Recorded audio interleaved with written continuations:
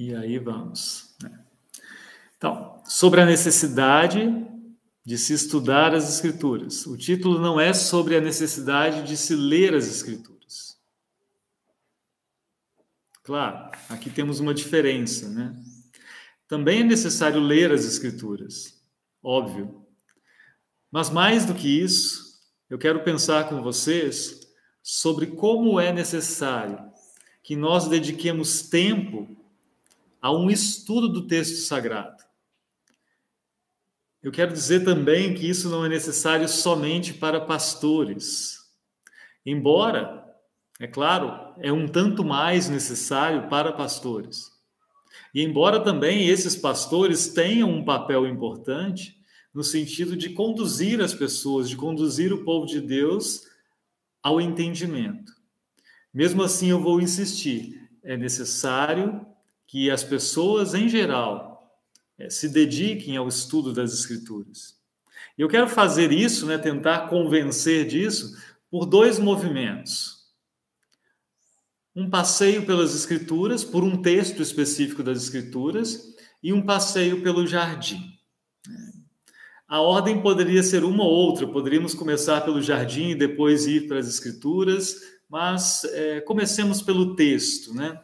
Eu vou ler com vocês, para começar essa conversa, o texto aqui de Mateus 22, do versículo 23 até o 33. É uma conversa muito conhecida, mas que serve de base para pensarmos nosso tema hoje.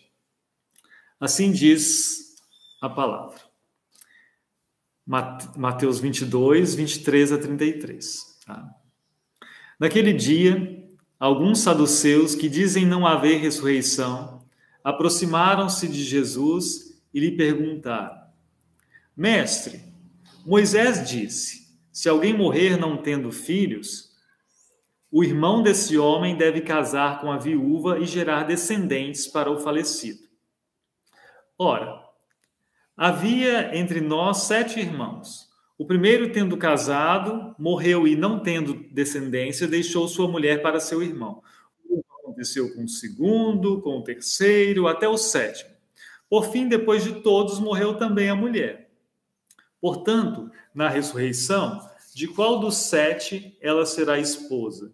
Porque todos casaram com ela. Jesus respondeu: o erro de vocês está no fato de não conhecerem as Escrituras nem o poder de Deus.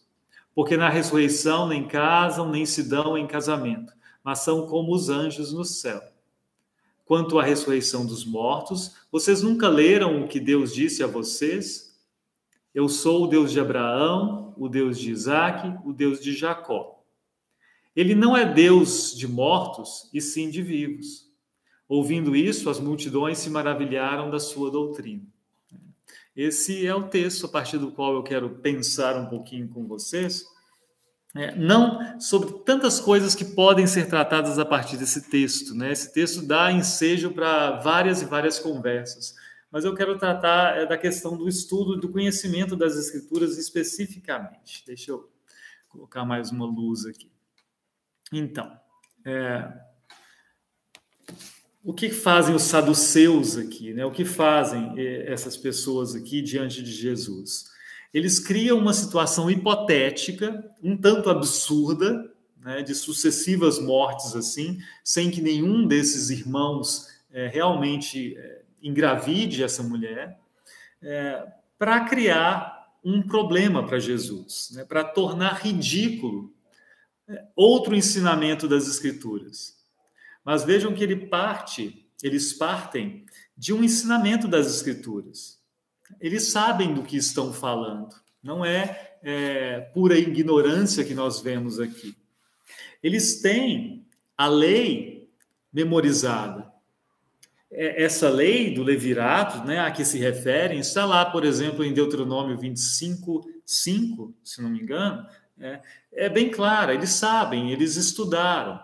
Só que eles estão, a partir disso que eles sabem das Escrituras, que eles têm memorizado, eles criam um conflito de propósito para combaterem outra verdade anunciada pelas Escrituras.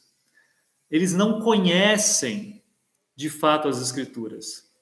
E aí a gente vai vendo que conhecer as Escrituras é mais do que ter porções de textos memorizados. É mais do que ter uma coletânea de textos na cabeça. Isso não é exatamente conhecer as Escrituras. Conhecer implica em um relacionamento próximo, muito mais próximo com as Escrituras, uma vivência realmente, que envolve a leitura de cada parte do texto sagrado, tendo em consideração o seu todo, tendo em consideração as Escrituras como um todo. Não é um ler de forma fragmentada, assim, e querer pensar verdades e usá-las de forma equivocada. Por exemplo, para contestar verdades das próprias Escrituras. Essa leitura das Escrituras como um todo, eles não podem fazer, os saduceus nem podem fazer, porque eles não consideram as Escrituras como um todo. Eles se restringiam à Torá, né? A Torá, que é o Pentateuco, aqueles 5 primeiros livros das nossas Bíblias, era só isso ao que eles davam valor.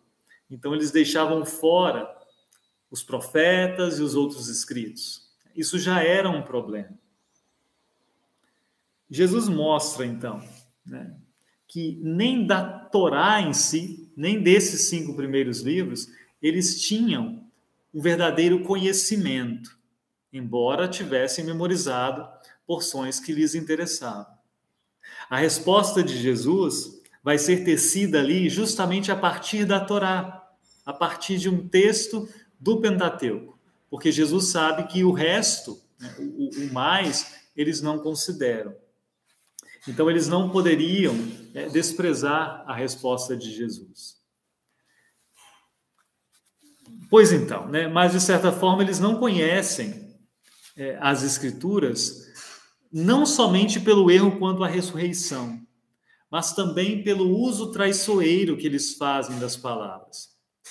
E agora, né, eu quero deixar com vocês esse texto por um tempo, e eu quero levar vocês até o jardim. Eu gostaria de literalmente caminhar com vocês aqui por fora pelo jardim, né? Mas o sinal de internet não me permite fazer isso literalmente.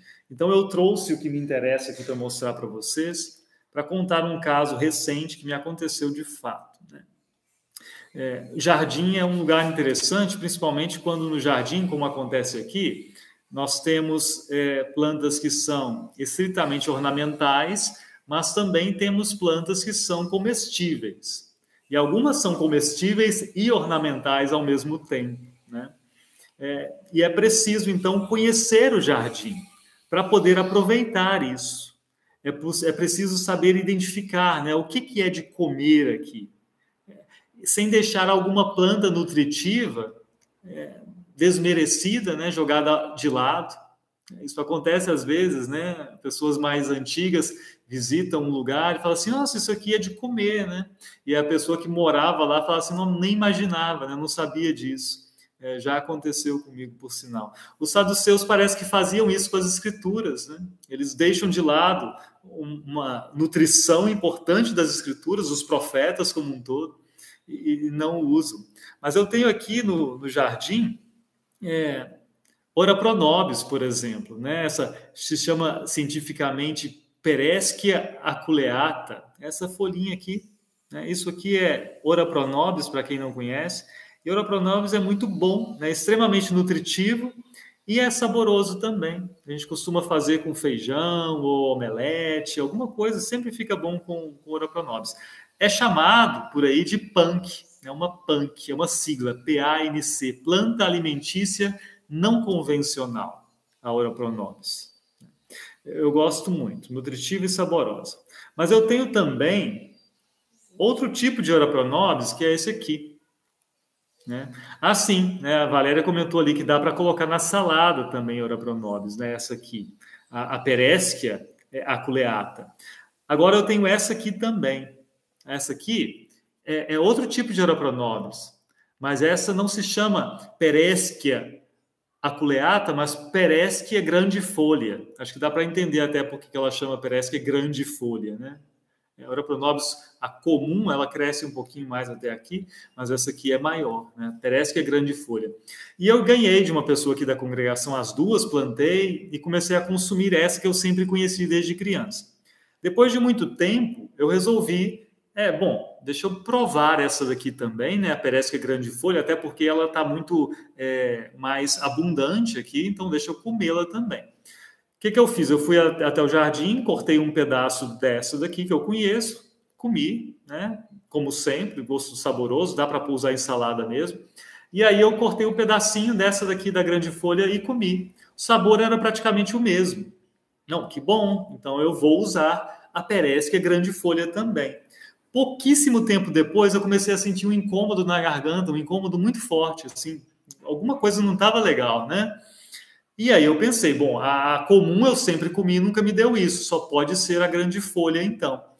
E eu fui até a nossa querida internet procurar saber se realmente era comestível a Pereschia grandifolia. E encontrei que sim, ela é comestível, mas ela não deve ser consumida crua. Como essa aqui pode ser consumida crua, a grandifolia não.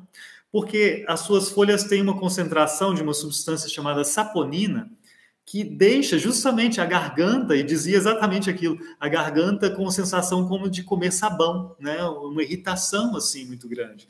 Então, ela é comestível, ela é nutritiva, é saborosa, mas deve ser cozida, né? Ou refogada, deve passar por cocção. Eu não sabia disso, estava no meu jardim. E aí vem essa questão, né? Eu tinha as plantas nutritivas comigo, eu sabia que eu podia comê-las, mas eu não sabia como usá-las. Eu não sabia como prepará-las. Pelo menos uma delas. O que eu proponho a vocês é justamente isso. É preciso ter as escrituras bem perto. É preciso querer lê-las como eu queria consumir as folhas. Mas é preciso também saber como entendê-las. Saber como usar as escrituras. E não somente sair usando. Você não pode ler, todo mundo sabe, um trecho qualquer do livro de Jó, por exemplo, ou do livro de Jonas, uma afirmação qualquer dali, como se estivesse lendo o Evangelho segundo João, como se estivesse lendo o Salmo 23, um trecho da carta de Paulo aos Romanos. É preciso ir além do simplesmente ter e ler o texto. É preciso estudar para saber como usar o texto, para saber como o que eu faço com esse texto para ele ser útil para mim, para ele ser útil para a igreja. Isso é necessário fazer. E para isso, eu preciso conhecer esse jardim. Eu preciso caminhar por esse jardim para aproveitar cada uma das suas folhas com, de fato, benefício e não irritação e não algum efeito indesejado. Um texto, todo mundo sabe, tem o seu contexto histórico, o seu gênero literário, o seu contexto literário, e isso tudo deve ser considerado. E alguém já pode pensar assim, mas isso é muito cansativo. Por isso eu estou dizendo que é necessário estudar as Escrituras. É algo que, de fato, dá trabalho. Um texto pode ser e ter em si lei e evangelho, nós sabemos muito bem. Ele pode ser usado para uma finalidade ou para outra. Um texto, inclusive, pode precisar de outro texto para temperá-lo ou para ajudar a prepará-lo, como por meio de uma cocção, para que ele possa servir a uma situação específica. Isso precisa ser considerado. Os saduceus, além de deixarem de usar plantas benéficas do jardim das Escrituras, eles usavam a planta certa do jeito errado. Para não ser assim, é imprescindível que nós gastemos tempo com um estudo de qualidade. Eu sei que as nossas congregações oferecem oportunidades para isso. Os pastores estão aí para isso também. Nós precisamos aproveitar essas oportunidades. Como é ruim, assim, eu não sei se vocês conhecem pessoas assim, ou alguém até pode se sentir assim em algum momento, pessoas que viveram assim por décadas na igreja, mas que não sabem lidar com as escrituras com intimidade. Tem um versículo ou outro decorado, tem um texto de preferência, e até o visitam de vez em quando, mas não tem essa facilidade de caminhar por esse jardim das Escrituras e lançar mão dos seus benefícios, lançar mão de cada folha, entendendo como prepará-la, como funciona, como aplicá-la. E isso é preciso aprender. É preciso até para que nós tenhamos a palavra certa no tempo oportuno diante de pessoas que estão aí fora e que de fato não têm acesso à palavra de Deus e precisam dela. Há pessoas que se achegam para nós com dúvidas, com dilemas ao longo de suas vidas. E em algum momento, especialmente no primeiro momento, muito melhor do que um pastor para falar com essas pessoas, um pastor que não as conhece, é alguém próximo.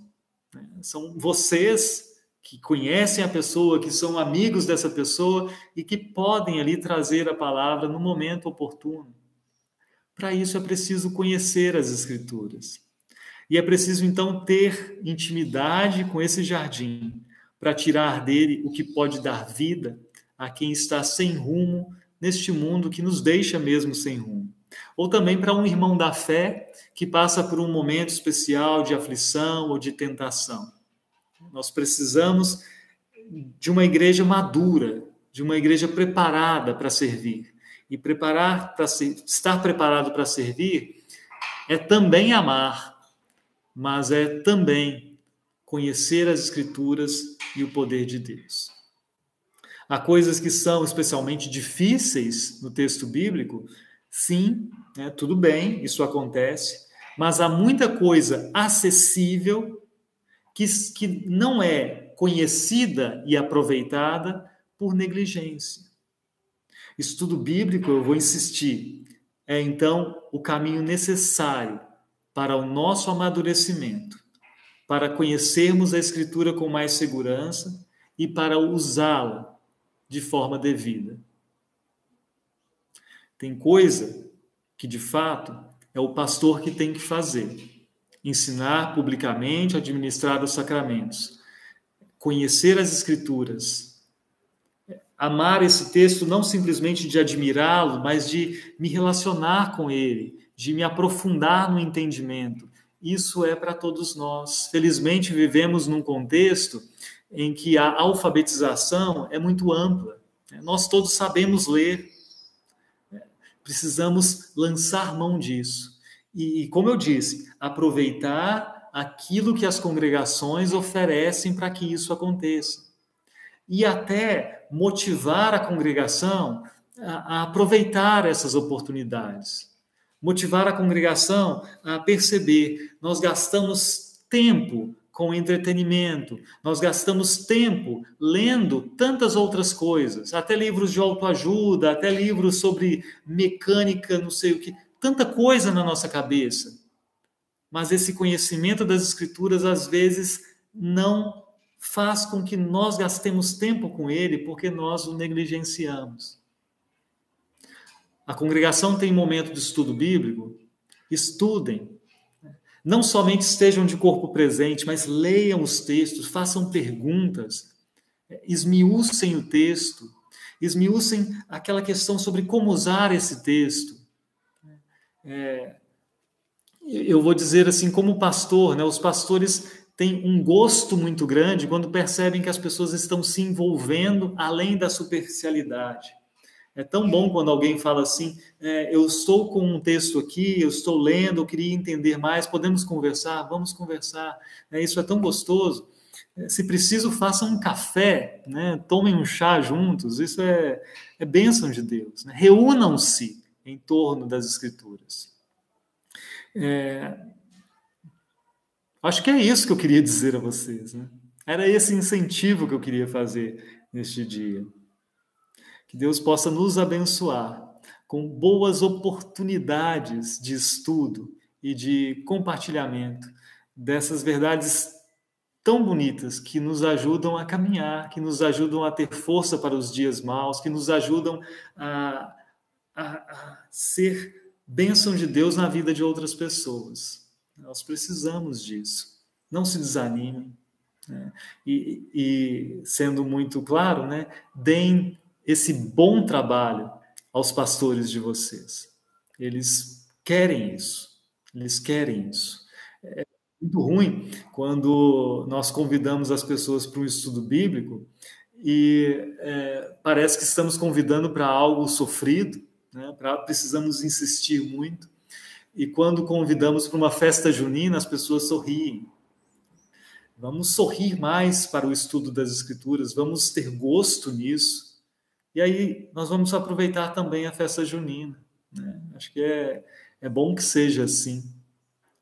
Vamos contaminar. Talvez quem acompanha esses estudos aqui das quartas sejam justamente pessoas que já têm um gosto pelas escrituras. Talvez nem tanto, né? Por isso eu acho que é importante a gente lembrar. Às vezes nós participamos de ouvir, mas não de ler, não de pensar, não de gastar tempo com aquilo. Por isso eu deixo esse incentivo, né? Deixem esse gosto pelas escrituras fazer parte da vida de vocês e procurem contaminar outras pessoas da congregação para que isso seja uma característica nossa, né? Uma igreja enraizada nas escrituras precisa conhecer as escrituras. Não pode ser slogan simplesmente, não pode ser propaganda. Tem que ser a verdade da nossa vida.